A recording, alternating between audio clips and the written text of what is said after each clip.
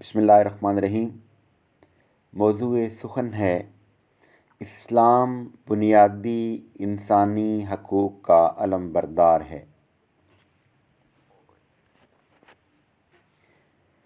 جن کے ہونٹوں پہ ہنسی پاؤں میں چھالے ہوں گے، ہاں وہی لوگ تیرے چاہنے والے ہوں گے۔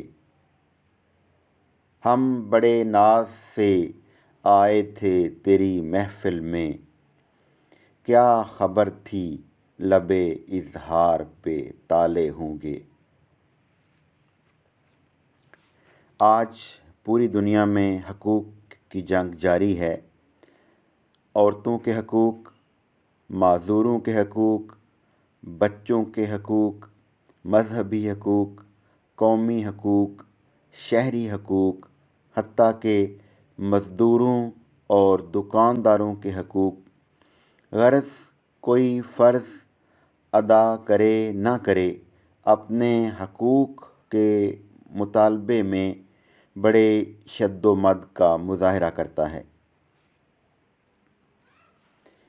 سوال یہ پیدا ہوتا ہے کہ انسان کے بنیادی حقوق کا علم بردار کون ہے؟ کس نے ہمیں حقوق و فرائض کا شعور دیا؟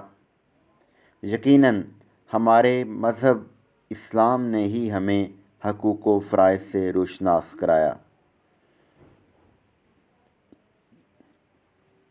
حضور نبی کریم صلی اللہ علیہ وآلہ وسلم کا خطبہ حجۃ الوداع انسانی حقوق کا سب سے بڑا علم بردار ہے، جس میں ایک انسان کی عزت، جان اور مال کو دوسرے انسان پر حرام کر دیا گیا۔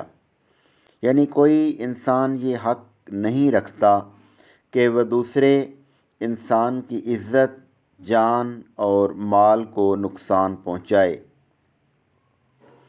اسلام سے قبل لوگ اپنی بیٹیوں کو زندہ درگور کر دیتے تھے۔ عورت کی بحیثیت ماں، بہن، بیٹی، بہو اور بیوی کوئی حیثیت نہیں تھی۔ خالق کائنات نے اپنی لاریب کتاب قرآن مجید میں والدین کے ساتھ اچھے سلوک کا حکم دیا۔ ارشاد ہوتا ہے وَبِالْوَالِدَيْنِ إِحْسَانًا، اور اپنے والدین کے ساتھ حسن سلوک کیا کرو۔ حضور پاک صلی اللہ علیہ وآلہ وسلم کا ارشاد گرامی ہے، جنت تمہاری ماں کے قدموں تلے ہے۔ ایک دفعہ ایک شخص نے حضور نبی کریم صلی اللہ علیہ وآلہ وسلم کی خدمت میں عرض کی کہ یا رسول اللہ صلی اللہ علیہ وآلہ وسلم، مجھ پر سب سے زیادہ کس کا حق ہے؟ آپ صلی اللہ علیہ وآلہ وسلم نے فرمایا، تمہاری ماں کا۔ اس شخص نے دوبارہ پوچھا۔ آپ صلی اللہ علیہ وآلہ وسلم نے فرمایا، تمہاری ماں کا۔ اور تیسری دفعہ پوچھنے پر بھی آپ صلی اللہ علیہ وآلہ وسلم نے وہی جواب دیا کہ تمہاری ماں کا۔ چوتھی دفعہ جب پوچھا تو آپ صلی اللہ علیہ وآلہ وسلم نے فرمایا، تمہارے باپ کا۔ اور پانچویں دفعہ آپ صلی اللہ علیہ وآلہ وسلم نے فرمایا، تمہارے رشتہ داروں کا۔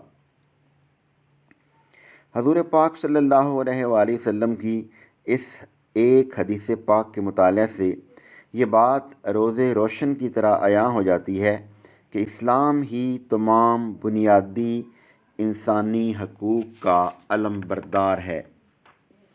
یہ تو اسلام اور پیغمبر صلی اللہ علیہ وآلہ وسلم کا فیضان ہے کہ اس نے بچوں کے حقوق کا عملی طور پر مظاہرہ کیا اور ولادت، نام و شناخت، پرورش، تعلیم و تربیت، ختنہ و عقیقہ اور شادی بیاہ، حتیٰ کہ وراثت تک کے اقدامات سے دنیا بھر کے منشور انسانی بچوں کے حقوق کی بحالی کی اہمیت کو اجاگر کیا، ورنہ بچوں کو دیوتاؤں کی بھینٹ چڑھا دینا انسانی درندگی اور انسانیت کی شرمندگی کی ایک روایت بلکہ کبھی رسم شاید کبھی ختم نہ ہوتی۔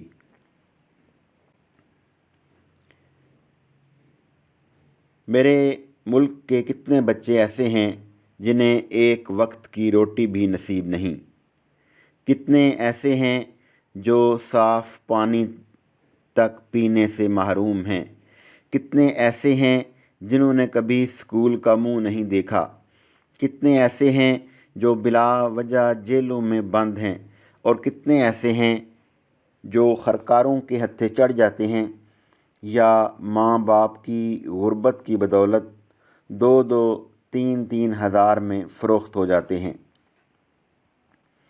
ہمیں چاہیے کہ ہم وزارت تعلیم، وزارت صحت، وزارت معاشرتی بہبود، وزارت محنت، وزارت قانون، وزارت اطلاعات اور دیگر سرکاری محکموں کے علاوہ معروف قومی اور سماجی تنظیموں اور اسکولوں، کالجوں کی معرفت یہ مقاصد حاصل کریں، ورنہ آنے والی نسلیں ہمیں کبھی معاف نہیں کریں گی کہ بقا و سلامتی، صحت و تعلیم، تحفظ و ترقی بچوں کا بنیادی حق ہے، اور انسانی اور معاشرتی حق، ملکی اور قومی حق۔ جی ہاں، ذرا ایک مزدور بچے کی پکار تو سنیے، وہ کیا کہہ رہا ہے۔ شاید یہ ہمارا ہی بچہ ہو، نہیں تو وطن کا نونہال تو ضرور ہے۔ میرا قصور کیا ہے، سب نے بھلا دیا ہے، میں بھی ہوں ایک بچہ، عزم و عمل کا سچا، نسل جواں کا مظہر، قوم و وطن کا گوہر، لیکن غریب ہوں میں، لگتا عجیب ہوں میں، مزدور کا ہوں بیٹا، مجبور کا ہوں بیٹا، مزدور ہی بنا ہوں، لاچار ہو گیا ہوں، بے چین پھر رہا ہوں، ذلت میں گھر رہا ہوں۔ کسی نے پوچھا کیا حال ہے تمہارا، کیا ہے تمہاری خواہش، کیسی کرو گے کاوش، پڑھنے کی آرزو ہے، عظمت کی جستجو ہے، تم بھی تو کچھ بنو گے، دل میں ہے جو کہو گے، لیکن زمانہ چپ ہے، اپنا پرایا چپ ہے، ہر دم میں سوچتا ہوں، قسمت کو کوستا ہوں، میرا قصور کیا ہے، سب نے بھلا دیا ہے۔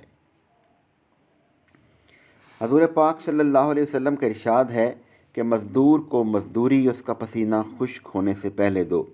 اسلام نے مرد و عورت کے حقوق واضح کیے، مرد اور عورت کو ایک دوسرے کا لباس قرار دیا اور فرمایا تم میں سے بہتر وہ ہے جو اپنے گھر والی کے حق کے بہتر ہو، اور میں اس سلسلے میں تم سب سے بہتر ہوں۔ عورتوں کو حکم ہے کہ وہ اپنے خاوند کی فرما بردار رہیں، جو گھر کے اندر اس کی ذمہ داریاں ہیں ان کو بطریق احسن پورا کریں، اپنی اولاد کی اچھی تربیت کرے، کیونکہ بچے کی پہلی تربیت گاہ ماں کی گود ہی ہوتی ہے۔ اساتذہ کے فرائض میں شامل ہے کہ وہ بچوں کو پڑھانے کے ساتھ ساتھ ان کی اچھے انداز میں تربیت بھی کریں، ان کی کردار سازی پر توجہ دیں، کیونکہ کوئی بھی انسان عظیم نہیں ہوتا بلکہ اس کا کردار ہی اسے عظیم بنا دیتا ہے۔ طلباء و طالبات کو چاہیے کہ وہ اپنی تمام تر توجہ اپنی پڑھائی کی طرف رکھیں، والدین اور اساتذہ کا احترام کریں، ان کے حکم کی تعمیل کریں۔ اسلام تو یہ درس دیتا ہے کہ تم میں سے ہر ایک راعی ہے اور ہر ایک سے اس کی رعیت کے بارے میں سوال کیا جائے گا۔ کوئی انسان، اس کا تعلق کسی بھی مکتبہ فکر سے ہو، اس کا کوئی بھی پیشہ ہو، اسے چاہیے کہ اپنے حقوق و فرائض سے آگاہی حاصل کرے۔ وہ صرف اپنے حقوق پر ہی نظر نہ رکھے بلکہ اپنے فرائض کو پورا کرے، تو کسی کے ساتھ زیادتی نہیں ہوگی۔ ہر کسی کو تعلیم اور ملازمت کے یکساں مواقع حاصل ہوں تو معاشرہ امن کا گہوارہ بن سکتا ہے۔